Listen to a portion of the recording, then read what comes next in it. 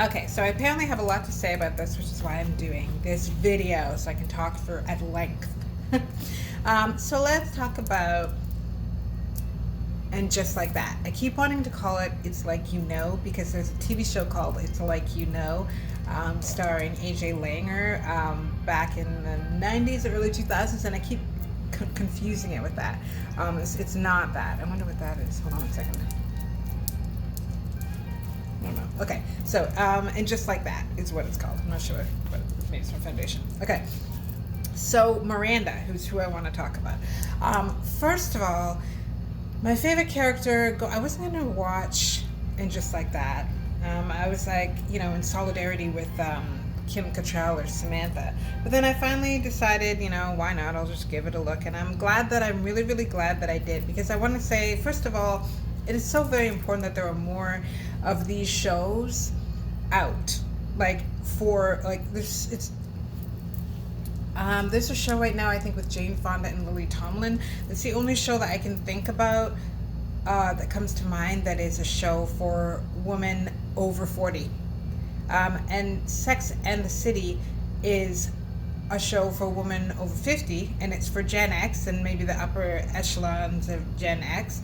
I'm an Xennial, so I'm I'm just towards the end of Gen X and the beginning of Millennial, and because the internet was sort of there when I was in it's just showing up as I was leaving high school and as I was going into college, so it's kind of like a different spot for Gen X, but it's still there. So while I couldn't get up to all the shenanigans that Carrie and Samantha and Charlotte and Miranda would have gotten up to, I was able to catch up on that and watch it all. I think I was watching DVDs, actually. I think I watched it when I was in Greece on DVDs, when there was nothing to do. But it's a very specific generation. And so I wanted to speak to that because I belong to that generation, and I noticed a lot of millennials and a lot of I don't know if it's Gen Zs if they even care, but like a lot of millennials are talking about it, and it's like I just want to remind millennials it's not your show. I mean, you may love it, it may mean a lot to you, but it's not speaking to you. So when it's not even necessarily speaking to me because I'm in my 40s. I'm 43, and that shows it's women in their 50s is a different challenge than women in their 40s, but it's still relevant to me because in my 40s I'm coming up against all these things that the characters are coming up against, which is like extreme ageism, this idea that you have to look a certain way. Do I have the, Carrie's going through that right now. Do I have the right to, am I really, this episode they just had where Carrie's going through that, where she's just like, am I just old and boring now because I want to go to sleep at night? I'm not doing all these exciting things anymore. Can I wear this? Can I wear, should I be dyeing my hair? That whole conversation. And this is the thing with Miranda too. I'm trying not to stay off topic. I'm so sorry. I veer off a lot. Miranda, when they talk to Miranda, when the show first starts, and Charlotte's kind of going at her because she hasn't dyed her hair, and that's a thing. Do you dye your hair, and are you gonna dye your hair, and what are you doing to try to look younger? And it's just that's a thing for women. For men don't really suffer from that so much. People tend to allow men to age and kind of be like, oh, he's a silver fox now. But when it comes to women, it's you're aging, but it's your job to pretend that you're not, and it's your job to do everything you possibly can to fight that aging, to get implants, to get Botox, to get I don't know, whatever the surgeries you need, breast lifts, whatever you need to do to convince people that you are not older, because you're not allowed to be older. The same way that they would do this when we would menstruate. And it's whatever you can do to convince people that you're not menstruating. Hide your tampons, hide your pads. Don't tell them when you have to go to the washroom and the teacher asks you, which they shouldn't, by the way, and I don't think they do now, but you can't go to the washroom, and you have to say, oh, it's for women's troubles or women's whatever, and you can't say I'm bleeding. It's all this stuff to hide things that are very natural and very normal, kind of like the fucking psychotic men on TikTok that are screaming, oh, you should shave your armpits, and it's not, it goes there naturally. That's natural. And it's such and with the biggest, most massive battle that everyone will fight, is once she hits like 30, once you hit over 35, that's it. Like, they just want you to go away. They just want to shove you in a corner someplace.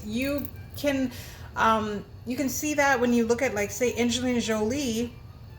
I don't even think she had hit 40 yet when she was playing Colin Farrell's mother in Alexander the Great. Now, Oliver Stone is known for just being kind of fucked, right?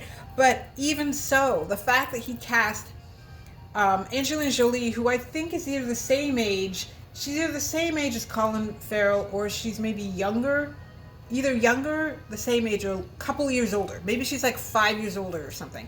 And she was cast as his mother. There's plenty of incredible, talented, wonderful women in Hollywood that you can cast as Colin Farrell's mother, but they chose her because the ageism is so prevalent in society that it's like, oh yes, we want an older woman, but not an older woman, just a couple of years older. Like, it's so insane. And so when you have a character like Miranda, who's like, no, I'm going to have my gray hair. No, I'm not going to shave. I'm not happy in this marriage. I feel like this isn't the right place for me. I want to go out and do things. I want to have value in my life. When you have a character like that, then it's naturally everyone picks on that character. First of all, Miranda she's like the mother of the group. She's always the one making the decisions that are like the appropriate decisions and, like, you know, taking care of everyone. She's always the one that, like, Carrie would call when she had an emergency. She's always the one looking after other people. But when it's time for her to have her own little breakdown, for her to hit rock bottom, and for her to have her midlife crisis, suddenly that's an issue. And I feel like that's an issue more for millennials watching than it is for Gen X watching. Now, I don't know because I haven't done any research on that. So if I'm wrong, then Gen X can correct me. But it seems like it's more millennials that are kind of going to the, you know, hitting Twitter and going off and being like, well, heck, shit, you're ruining Steve and all this stuff. And I'm like, first of all, let me respond to some of the criticisms. Like, there's one from a writer from Mary Sue saying that, like, why didn't Carrie do anything about Miranda's drinking? Carrie just lost her husband. Okay? And I believe that it is, and I can't verify the age of the writer, so I don't know, but I believe that it is a very youthful kind of, like, ageist perspective that just assumes, like, there's no room for women as we get older to experience things, to have feelings about things. And Carrie lost her husband, so she's not going to have the time to notice that Miranda's been drinking a lot. And even if she did notice that, she wouldn't have the emotional labor available to be able to assist her because she just lost her husband. He's not just her husband, he's the love of her life. She loved him more than she's ever loved anybody. So, and she lost him forever. So she is allowed to not be the best friend right now because she's mourning.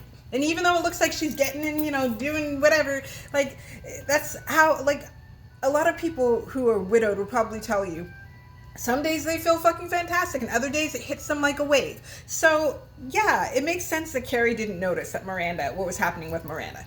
And then somebody else mentioned that, like, Miranda kind of being selfish and being, like, you know, the way Miranda was with Che, and, like, not telling Che about her cheating on her husband and all that kind of stuff. And that was very, very wrong. And I love that Che called her out on that. I love that Che immediately was like, that's not me. I don't know what you're doing. I'm not getting involved in this. And cut her off, because Miranda was living in a fantasy there. And I really appreciate that she did that. But I think that's really important to note is that this situation with Che, and I'm not denying feelings that Miranda has for Che. I believe that Che has probably given awakened Miranda in a way, sexually awakened Miranda in a way that's making Miranda feel like she is in love with Che. And I can understand that because she's, as Miranda expressed, she's never experienced those feelings before. And what Che was able to do for her was wake up this part of her that has been dead inside for so long or never been awakened at all.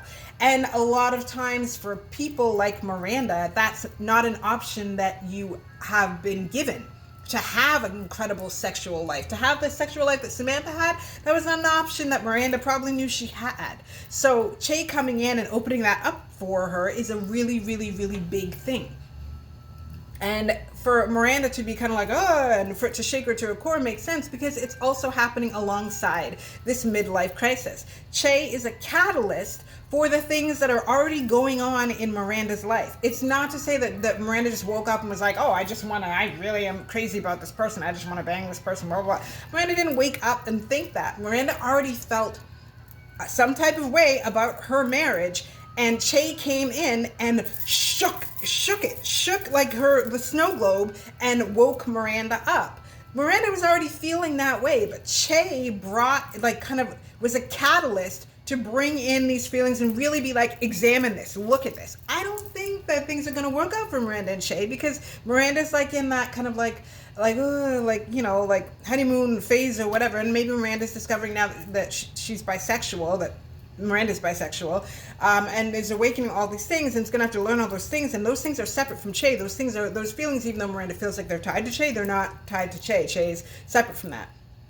And it may not work out, but it still worked out in the sense that Miranda was able to go to Steve and say this marriage is over, because the marriage should be over. They're not people that should be together. And this is another issue where we don't deal with, that we need to deal with as women, where we need to talk about the fact that, like, somebody like Miranda, who's very well educated, who's constantly, like, who's a critical thinker and is constantly trying to learn more and do more, is not someone who's compatible with somebody like Steve. We talk about like women that are out of men that are out of women's leagues, but we never talk about women that are out of men's leagues. When we talk about education and we talk about critical thinking, we talk about goals and ambitions. And the thing is that Miranda's always been a very ambitious person, and Steve is not. And there's nothing wrong with that. There's nothing wrong with that, being ambitious and being happy with whatever you have, but they're not compatible. They're not compatible people. Steve doesn't think about things the way Miranda does. Steve probably doesn't probably know, like, different pronouns, or know about, like, bisexuality, or know about, he's not learning anything new, and he doesn't want to learn anything new. He doesn't have any interest in learning anything new. That's not his desire, that's his own business. But Miranda's not that way.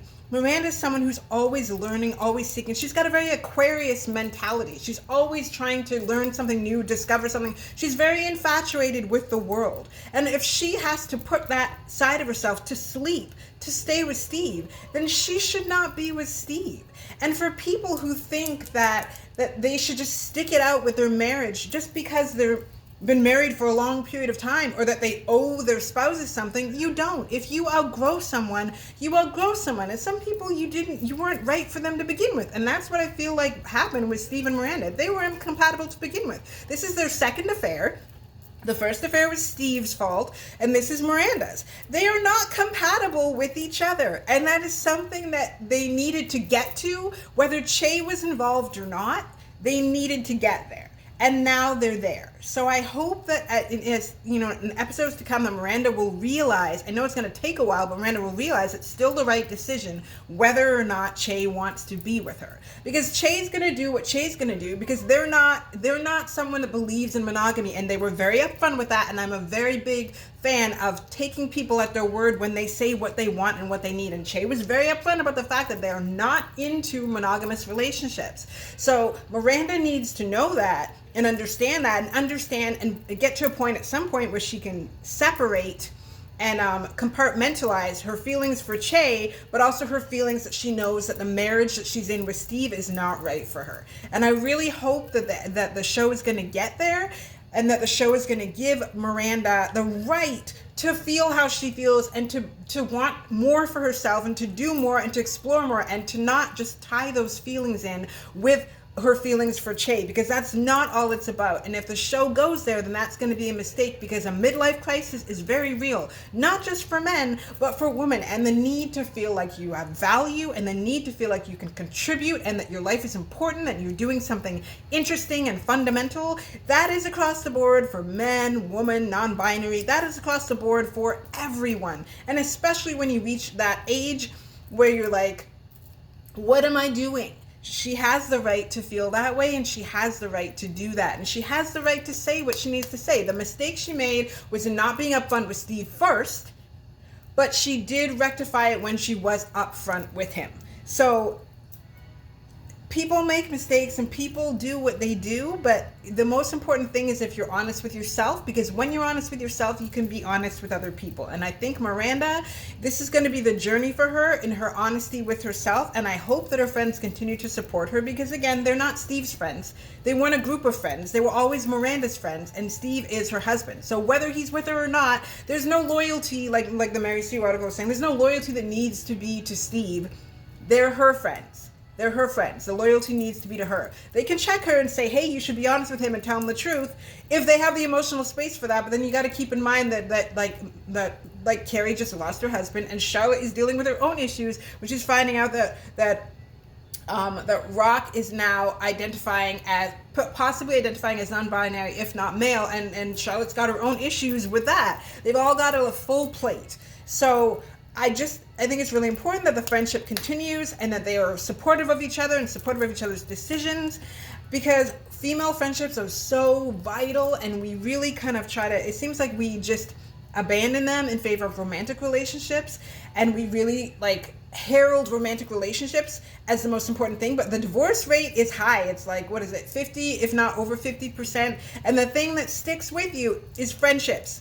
Friendships are the thing that sticks with you. So it's if we're not giving equal value to our friendships, we're doing ourselves a disservice. And that's another reason why I think that and Just Like That is a wonderful show to have right now, because we need to see women over 40, over 50 living their lives and continuing to live rich, fulfilling, interesting lives and contributing interesting, rich, fulfilling things. We need to see that, because we need the world to know that we don't just drop dead. You hit 40 and you drop dead. We need the world to know that. And we also need to be able to express as women when we are unsatisfied and when we want more in our lives. It is a reasonable thing to express now that we've been in the workforce for I don't know how many decades. It's reasonable to want purpose. It's reasonable to want to be valuable and to want to feel valuable. And I hope that and Just Like That, so I can't remember, continues in that vein, because I really am appreciating watching the show. I'm appreciating watching all of their journeys. The new characters I really enjoy. I love the diversity. I love seeing the new challenges that everybody's going through, whether they're small or whether they're large. I appreciate them, and I appreciate the show, and I appreciate the fact that we have a show like this on the air, because unfortunately it's the only one on the air right now, and I hope that changes. I hope we get to see more shows about women over 40, over 50, over 60. I hope we get to see more shows about women, and it's not just about young women, because there are more. Life doesn't stop when you end, your 20s are over, your 30s are over. Life doesn't just magically stop, and the stories are just as interesting, just as valuable, just as inspirational, even when they're stories of women over 50, over 60, over 40, over 70. They're just as important. And so I hope that I really hope this spurns more shows. I hope that Sex and the City, that where they moved into and Just Like That, I hope that it spurns more shows of women, that are older women that are doing things and feeling things and expressing things and being women, and there are women that are do the unabashedly not getting Botox, and women unabashedly are, and the women are talking about it. We need more shows like that. So I'm very, very grateful this show is back, and I'm really, really enjoying it. It's one of my treats of the week. I really appreciate it. So that is my opinion on that.